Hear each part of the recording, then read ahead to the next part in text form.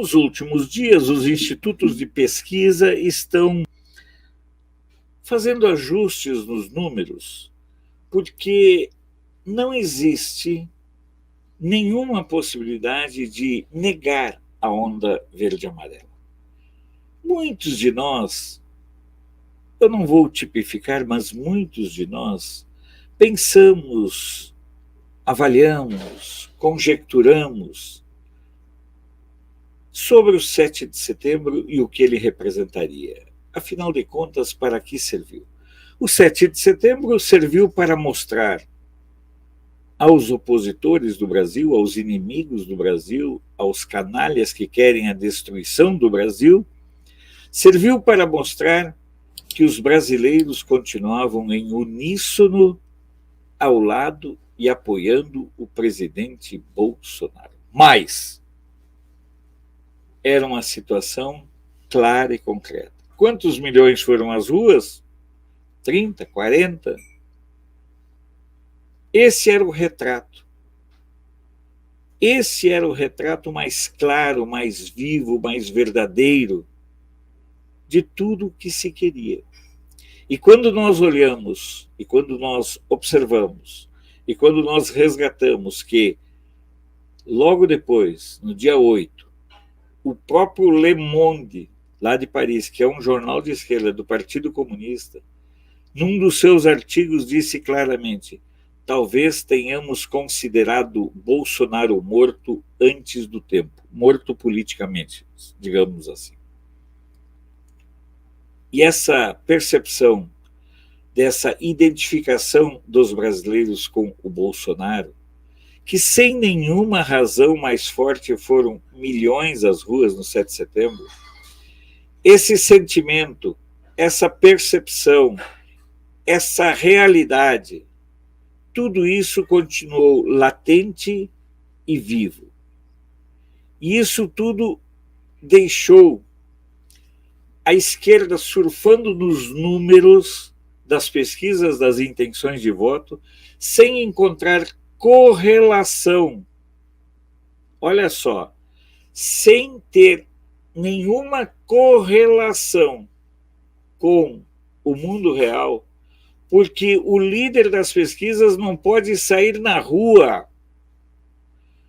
O líder das pesquisas não pode botar o nariz para ver, não pode botar a mão na rua, pela janela, para ver como é que está o tempo, que são capazes de voar pedras e tudo mais para atingir a mão dele.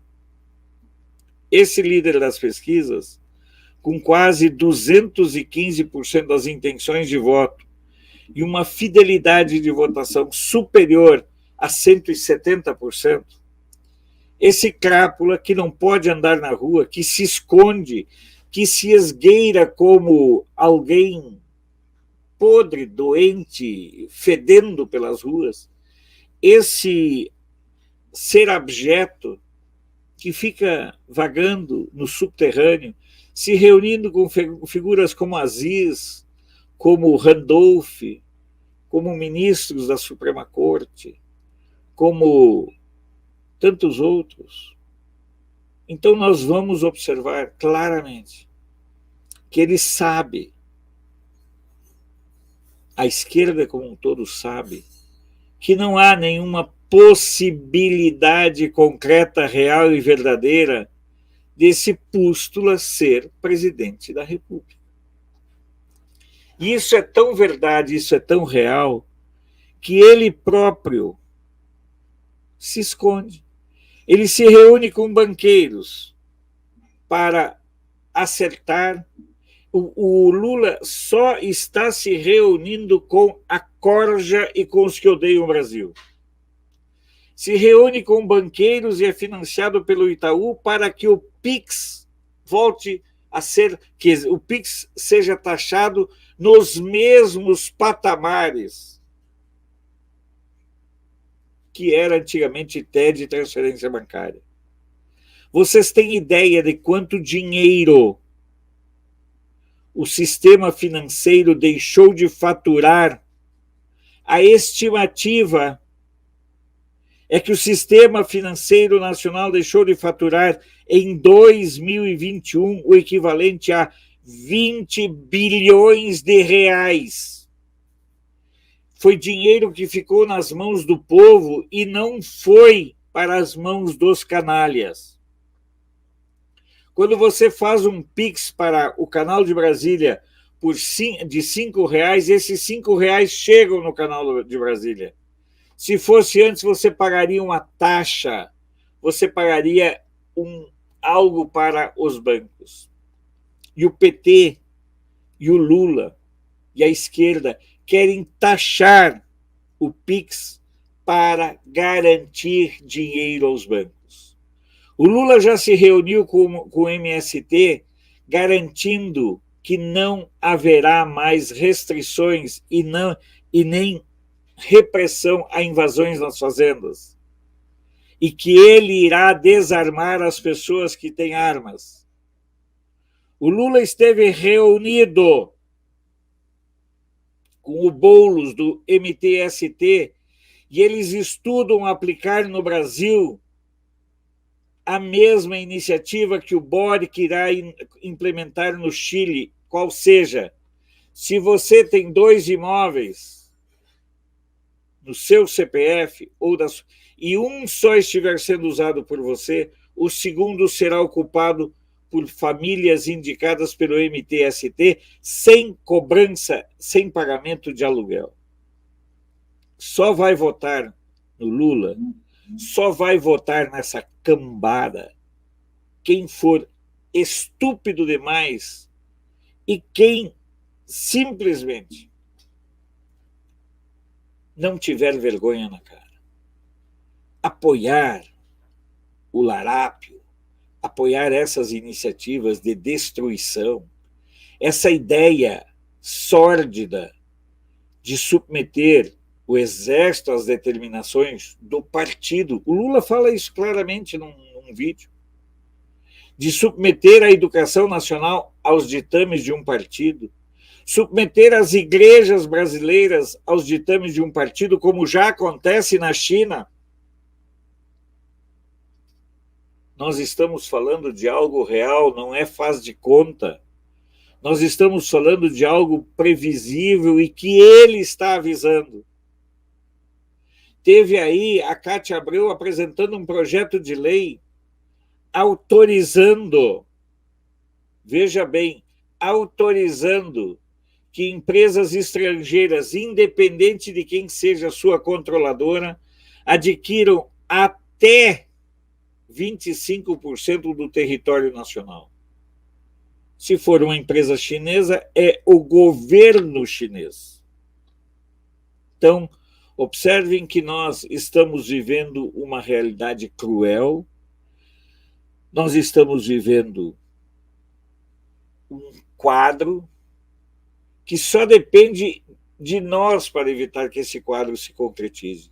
O quadro de destruição do país está todo ele pronto e desenhado pela Corja. E eu acredito muito dessa denúncia da Jessicão, lá de Londrina.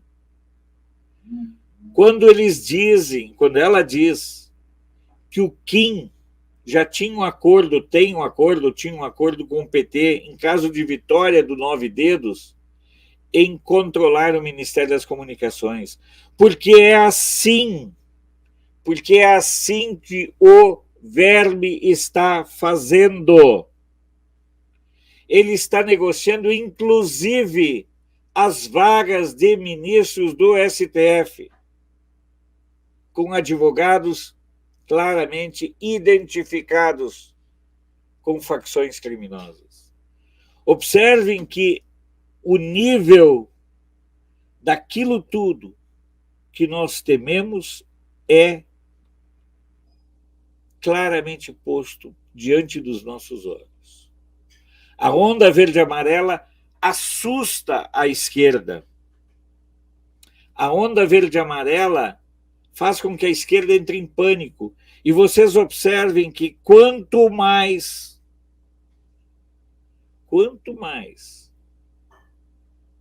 pressionado o verme fica, mais besteiras ele fala. Na live do presidente ontem, a senhora que estava junto com ele disse que a esquerda não não para de fazer campanha. A esquerda parece que torce pela vitória do Bolsonaro. Faz questão de fazer campanha. E isso é uma verdade, porque essa é uma situação real, verdadeira, concreta, e que está diante dos nossos olhos. Portanto, só não está vendo essa realidade quem, por vantagem, por benefício pessoal, acha conveniente participar da destruição do país e não de sua reconstrução. O caminho é longo, a jornada é longa, mas o desafio é que nos move. Nós somos movidos pelo desafio de continuar amando o Brasil, pelo desafio de continuar enfrentando toda essa corja. Portanto, o nosso maior desafio é não desistir e, por não desistir, continuar avançando. Eu, particularmente, digo para vocês que nosso maior desafio é continuar fortalecendo o nosso sentimento de brasilidade e também, e muito também, aumentar a nossa voz, porque a nossa voz atordoa a esquerda. A nossa voz deixa a esquerda em pânico e a nossa voz faz com que a esquerda, em pânico, se revele em sua plenitude. Isso é bom? Muito. Isso é muito importante, principalmente para os isentões, para os canalhas e para aqueles que querem a volta do 9 dedos apenas para roubar.